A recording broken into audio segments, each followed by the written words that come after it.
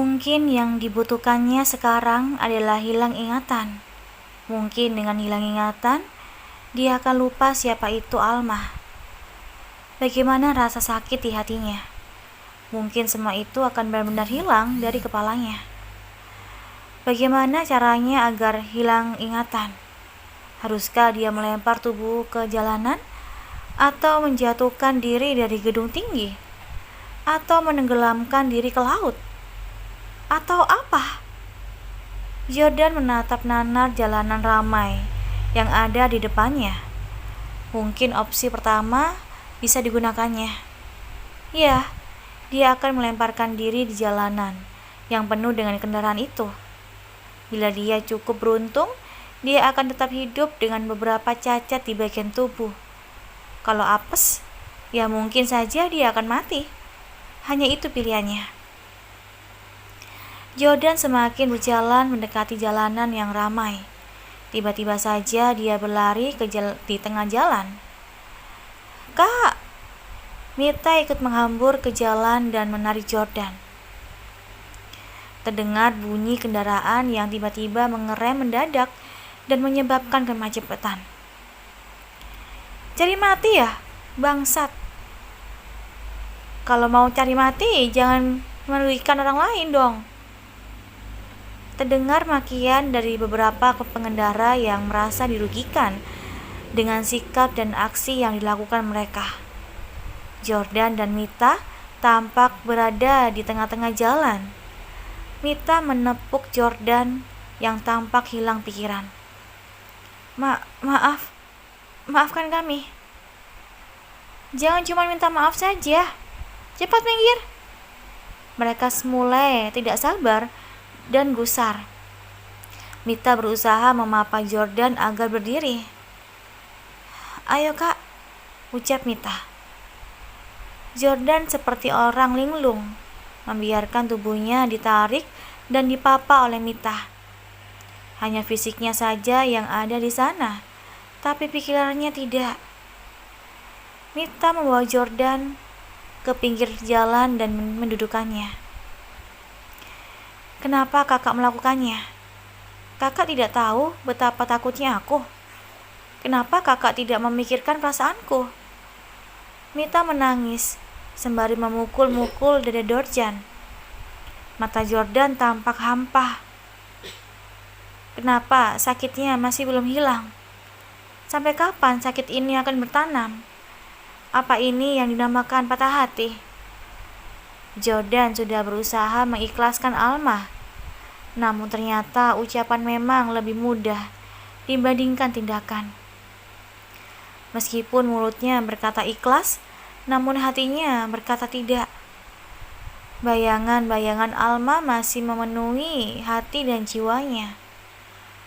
Ketika Alma menangis, hatinya juga ikut menangis. Dia ingin wanita itu bahagia. Dia rela melakukan apapun untuk membuat senyum di wajah itu kembali. Namun Jordan tahu, yang bisa membuat Alma kembali tersenyum hanya Daniel. Ketika Daniel tersadar dari koma, dia melihat senyum itu lagi. Hatinya ikut merasa lega dan bahagia. Dia berharap Alma akan bahagia selamanya. Namun, kenapa dia sekarang berada di sini? Meratapi Alma, wanita milik laki-laki lain. Apa lebihnya Alma yang tak dimiliki wanita lain? Mengapa dirinya susah untuk move on? "Kak, tolong jangan lakuin hal kayak gitu lagi. Ikhlasin dia, Kak. Dia sudah sangat bahagia. Kakak juga harus bahagia. Jangan menyiksa diri seperti ini terus." Jordan berdiri, tak menghiraukan kata-kata Mita. Bahkan Mita menjadi sosok yang tak nampak di matanya. Jordan melangkah, menyusuri jalanan tak tentu arah. Dia hanya mengikuti kemanapun kakinya melangkah. Mita di belakang Jordan, mengikuti kemanapun laki-laki itu pergi. Jordan dalam kondisi yang rapuh. Dia harus mengawasi setiap tindak tanduk laki-laki itu untuk menghindari hal-hal buruk terjadi lagi. Lama mereka berjalan, tak tentu arah. Tiba-tiba, Jordan menghentikan langkahnya. Dia melihat hiburan di depan mata. Yah, mungkin dia butuh hiburan untuk menyalurkan segala kegelisahan di dalam hatinya. Jordan memasuki tempat yang seperti klub malam. Jordan memberikan tips yang besar pada orang yang menghalang-halanginya masuk ke klub. Sementara Mita tetap mengikutinya. Namun keberadaan Mita seolah-olah tetap tidak tampak di matanya. Jordan melihat sekelilingnya. Suasana klub tampak ramai. Suara hingar-bingar musik memenuhi keseluruhan ruangan. Jordan berjalan ke arah bartender, memesan minuman yang bisa membuatnya hilang ingatan. Namun tiba-tiba saja dia mendengar suara familiar yang memanggil-manggilnya. Kak, tolongin aku, Kak. Jordan berbalik untuk melihat siapa yang memanggilnya. Jordan melihat Mita sedang digoda oleh dua orang yang tampak mabuk. Mita sedang diapit oleh dua orang. Satu pria berusaha merangkulnya, sementara pria yang lain mencolek-colek wajahnya. Cantik, temenin kita yuk. Lepasin. Mita menampik tangan mereka. Kak, tolongin aku. Kak Jordan. Jordan merasa gelap mata. Emosinya sedang labil. Dia butuh seseorang untuk melepaskan emosinya. Mungkin ini jawabannya. Jordan mendekati dua pria itu dan memukulnya dengan membabi buta. Hai, sialan, brengsek, siapa lo? Satu pria berhasil Jordan pukul dan jatuh terjengkang. Sementara pria satunya balik memukulnya. Mati lu, brengsek. Bak, buk. Baku hantam pun terjadi. Satu pria tumbang, sementara pria yang lain mengalami luka-luka. Dia memanggil temannya yang lain untuk mengeroyok Jordan. Akhirnya Jordan dikeroyok oleh 4 orang. Pertarungan tidak imbang pun terjadi. Mita menjerit melihat Jordan dipukuli oleh orang-orang itu. Dia berusaha melerai, namun tubuhnya didorong hingga ia jatuh terjengkang. Mita menangis putus asa. Dia takut terjadi apa-apa dengan Jordan. Kak. Tiba-tiba dua pria bertubuh besar datang dan membuyarkan aksi pemukulan itu. Bubar kalian semua. Pria-pria itu mengambil kerah baju mereka dan menyeretnya keluar. Jordan juga tak luput dari aksi itu. Pria itu menyeret tubuh Jordan dan mendorongnya keluar dari klub. Jangan mengacau bisnis kami lagi, bangsat kalian. Mita mengikuti mereka dan langsung menghambur begitu melihat Jordan. Mita lagi-lagi hanya bisa menangis menatap Jordan. Dia memeluk Jordan yang jatuh tersungkur ke tanah. Kak, kok bisa kayak gini sih? Pasti sakit kan? Iya kan? Mita meraba wajah Jordan yang tampak babar belur. Laki-laki itu hanya meringis kesakitan. Ayo kita ke rumah sakit, Kak. Gak usah. Jordan berusaha berdiri. Mita memapanya. Luka kakak banyak loh. Ayo kita ke rumah sakit, Kak. Mita tetap memaksa. Aku bilang gak usah. Gak usah maksa deh. Jordan menyeka darah di bibir dan hidungnya. Wajah tampannya hilang, digantikan dengan bilur kebiruan di sepanjang jalan wajahnya. Tapi wajah kakak penuh luka. Ini, ini.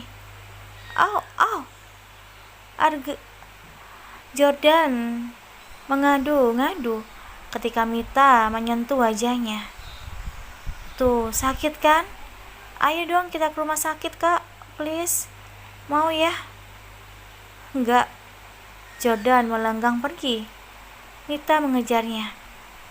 Kemudian Mita melihat minimarket tak jauh dari tempat mereka berdiri. Mita tidak kehilangan akal. Dia langsung menarik tangan Jordan dan membawanya ke minimarket tersebut. Mau kemana sih? Kakak nggak mau ke rumah sakit kan? Jadi diam, ikut aku. Mita berkata dengan tegas. Mau tidak mau, Jordan membiarkan tangannya diseret. Mita menundukkan Jordan di kursi yang tersedia di depan minimarket. Kemudian dia masuk ke tempat itu dan membeli sesuatu. Titip bir, ucap Jordan. Namun tak dihiraukan oleh Mita. 10 menit kemudian, Mita keluar dari minimarket dengan membawa kresek berwarna putih di tangannya. Dia duduk di sebelah Jordan dan mengeluarkan isi barang yang dibelinya. Tampak peralatan P3K sederhana berserakan di meja. Sini kak, lukamu harus dibersihkan. Nggak usah. Sini kok. Mita meraih wajah Jordan dengan paksa. Memposisikan agar wajah itu menatapnya. Tatapan mata bertemu. Mereka saling menatap dalam diam. Selama beberapa detik mereka saling tertegun. Entah mengapa kata tak bisa keluar dari mulut mereka. Mita yang sadar terlebih dulu. Karena malu, Mita langsung menundukkan wajahnya. Jordan juga memalingkan wajahnya yang memerah. Dia tampak gugup dan canggung. Jordan membiarkan Mita merawat luka-lukanya. Setiap wajahnya bersentuhan dengan cairan iodin. Keluar ringisan dari mulutnya. Terkadang Mita sengaja menekannya dengan keras, sehingga ringisan Jordan akan semakin keras pula. Jordan menatap Mita dengan yang sedang merawat luka-lukanya. Dia memperhatikan Mita dengan seksama. Selama belasan tahun mereka saling mengenal. Baru kali ini dia benar-benar memperhatikan wajah Mita secara intens. Gadis kecil itu sudah tidak ada lagi, digantikan dengan wajah cantik yang tidak pernah diperhatikannya. Ya, Mita telah tumbuh menjadi wanita cantik. Paras cantiknya menjadi semakin sempurna dengan hijab yang dipakainya. Dan wanita itu adalah tunangannya, calon istrinya. Sudah berapa lama kita saling mengenal? Tanya Jordan tiba-tiba. Hah? Kenapa tiba-tiba menanyakan hal itu? Gak ada alasan. Seingatku sih sudah 14-15 tahun. Dulu umurku masih 5 tahun ketika papa mengajakku main-main ke rumah kakak. Kenapa memangnya kak? Sudah selama itu ya? Iya. Dulu kita sangat akrab, tapi begitu tahu orang tua kita berniat menjodohkan kita, kakak langsung menjauh. Jordan terdiam, tidak membantah sedikit pun perkataan Mita, karena memang kenyataannya seperti itu. Kakak benci banget ya sama aku? Enggak. Lalu kenapa kakak tidak mau menerima perjodohan itu? Kakak pasti sangat tidak suka padaku. Bukan seperti itu. Aku sama sekali tidak membencimu. Aku hanya lelah. Lelah? Iya. Maksudnya lelah, Kak? Aku lelah. Selama ini aku selalu hidup di bawah aturan orang tuaku. aku menuruti apapun yang mereka mau. Tapi setidaknya untuk teman hidup aku ingin mencarinya sendiri. Mita terdiam mendengar penjelasan Jordan. Kemudian dia bertanya, "Lalu, apa alasan kakak melanjutkan pertunangan kita? Bukankah dengan pertunangan denganku, kakak menuruti aturan orang tua kita?" Jordan tidak menjawab. Mita kembali melanjutkan, "Apa kakak melakukannya untuk membuat perasaan dia tenang? Jadi dia akan berpikir kakak tidak akan mengganggunya lagi karena sudah bertunangan denganku. Benar seperti itu?" Lagi-lagi Jordan tak menjawab. Mita mengembuskan nafas dalam-dalam. Dia sudah tahu alasan Jordan melanjutkan pertunangan mereka karena Alma. Tapi dia ingin mendengar hal itu dari mulutnya langsung. "Apapun alasan kakak, aku tidak peduli. Jadi lupakan pertanyaanku." Jordan menatap Mita dengan intens, berpikir dan menimbang-nimbang. "Mita, kamu menyukaiku?" Mita terbatuk-batuk mendengar pernyataan yang tak terduganya itu. Jordan menepuk-nepuk punggungnya, seolah-olah sedang membantu orang yang sedang tersedak. Apaan pertanyaan itu?" Mita berdiri, wajahnya memerah seperti kepiting rebus. Dasar Jordan bodoh. Sudah tahu dirinya menyukainya. Mengapa menebak dengan pertanyaan seperti itu?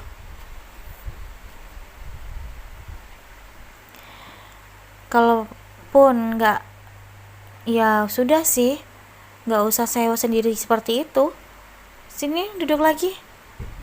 Luka yang sebelah sini belum dibersihkan nih. Jordan menahan senyumnya, sembari menunjuk sisi lain dari wajahnya. Mau tidak mau minta kembali duduk. Jordan merasa sangat aneh sekali. Baru beberapa waktu lalu, dia seperti orang gila yang akan kehilangan akal sehat. Berpikir untuk melemparkan tubuhnya di tengah jalan. Berpikir cara apa yang bisa dilakukannya untuk menghilangkan Alma dari pikirannya. Namun, mengapa sekarang perasaannya menjadi lebih baik? Kenapa laki-laki lemah dan putus asa tadi? Kalau beneran suka memang kenapa? Salah ya suka sama tunangan sendiri? Suara Mita terdengar gemetar, namun sedikit sewot. Jordan tersenyum kecil mendengar perkataan Mita. Dia memegang kepala Mita dan berkata, "Pelan-pelan ya, Mit." "Hah?" "Pelan-pelan memulainya." Mita menjalani hari-hari seperti biasa, sama seperti anak kuliahan lainnya. Tapi bila tidak ada, dia akan ketemu kangen dengan teman-temannya. Hubungannya dengan Alma menjadi semakin dekat. Hampir seminggu sekali dia meluangkan waktunya untuk melihat baby Jiel yang semakin hari semakin imut. Mengenal Alma membuatnya juga mengenal teman Alma yang lain, yaitu Firda. Meskipun Firda gesrek dan centil, namun anehnya mereka bertiga bisa akrab. Bila ada yang bertanya hubungannya dengan Jordan, ya mereka baik-baik saja. Jordan sudah tidak secuek dulu, meskipun masih sangat membatasi diri. Tapi setidaknya Jordan tidak terang-terangan menolaknya. Jordan mau memakan bekal buatannya, mengantarnya ke kampus, menemaninya berbelanja atau sekedar jalan-jalan dan lain-lain. Jordan hanya tidak mau menemaninya ke satu tempat, yaitu apartemen Daniel dan Alma. Sepertinya Jordan benar-benar membutuhkan waktu untuk melupakan perasaannya. Dia bisa bersabar akan hal itu. Hari itu, Mita baru pulang dari apartemen Alma. Dia bermaksud akan membuka pagar. Namun sejurus kemudian, pagar itu terbuka sendiri. Betapa terkejutnya Mita melihat Jordan ada di depannya. "Kak, sejak kapan? Siapa yang mengantarmu tadi?" Yang ngantar barusan. Aku bareng Firda, Kak." "Bukan dia. Siapa laki-laki tadi?" "Oh, itu temannya Firda, Kak. Tadi kita nebeng. Kakak sudah lama. Kenapa tidak meminta aku untuk menjemputmu? Kenapa nomormu tidak aktif?" "Oh, baterai ponselku habis, Kak. Aku kan dari apartemen Alma, Kak. Tidak mungkin dong meminta kakak untuk menjemput. Kakak sudah makan? Aku bikinin dulu ya." Mita berjalan mendahului Jordan. Namun sejurus kemudian, Jordan meraih pergelangan tangannya. "Aku bisa menjemputmu dimanapun kamu mau. Jadi jangan pulang dengan laki-laki lain." Jordan melepaskan cekalan tangannya dan berjalan mendahului Mita, masuk ke dalam rumah Mita. Mita menatap Jordan dengan bertanya-tanya. Mengapa Jordan bersedia menjemputnya dimanapun? Berarti Jordan juga bisa menjemputnya di apartemen Alma sekalipun. Dan tadi Jordan bilang apa? Jangan pulang dengan laki-laki lain. Apakah tunangannya itu sedang cemburu? Benarkah demikian? Dia tidak sedang bermimpi, kan? Asyik. Akhirnya Jordan memiliki perasaan cemburu juga. Itu artinya Jordan sedikit memiliki perasaan terhadapnya. Benar seperti itu, bukan? "Kak, aku bikinin masakan yang enak ya. Kakak pengen makan apa?" Mita menyusul Jordan dengan berbunga-bunga. "Sedikit lagi, ya, sedikit lagi." Jordan akan melihatnya.